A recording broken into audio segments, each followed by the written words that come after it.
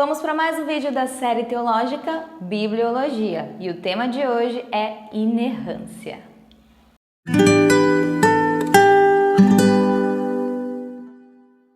A doutrina da inerrância significa acreditar que a Bíblia não tem erros. Uma vez estabelecida sua autoridade, é igualmente importante entender o que significa a palavra inerrância.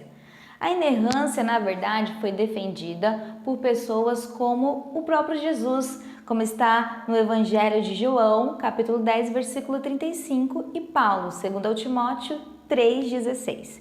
Sem falar de homens de Deus que a defenderam de modo veemente. A inerrância significa que tudo que a Bíblia ensina e apresenta é verdadeiro, podendo incluir aproximações, citações livres, figura de linguagem e narrativas diferentes do mesmo evento, desde que não se contradigam. Vamos citar aí alguns exemplos. A linguagem figurada, como o termo nascer e pôr do sol, a gente sabe que não existe isso, porque é a Terra que está girando em torno do Sol, então não tem nascer do Sol. Mas como é um termo relacionado à perspectiva humana, o texto deixa claro do que se trata e até hoje a gente usa esses tipos de termos. Outro exemplo. O Evangelho de Marcos e Lucas contam a história de que Jesus curou um cego de Jericó.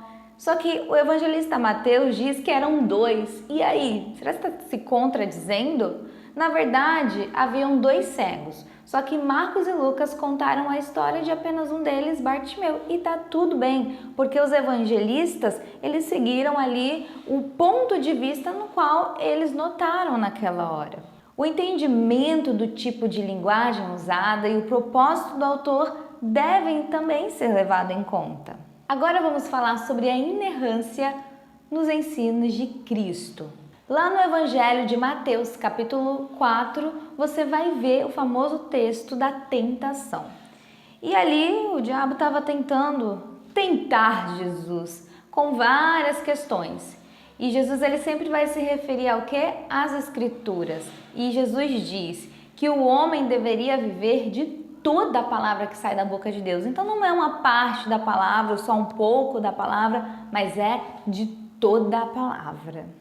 Quando Satanás citou os Salmos 91, dizendo, Jesus, se o Senhor se colocar abaixo desse precipício, a palavra diz que Deus mandará anjos para te guardar. Jesus responde sabiamente, dizendo que o sentido do texto não é que Deus protege de riscos desnecessários e descabidos, como se fosse tentando a Deus. Jesus responde que fazer o uso do texto desse modo era tentar a Deus, já que o homem deveria viver de toda a palavra de Deus. E sempre a resposta de Jesus a Satanás vai ser: está escrito. Então isso evidencia e o próprio Jesus aponta que a Bíblia ela tem autoridade e ela é inerrante.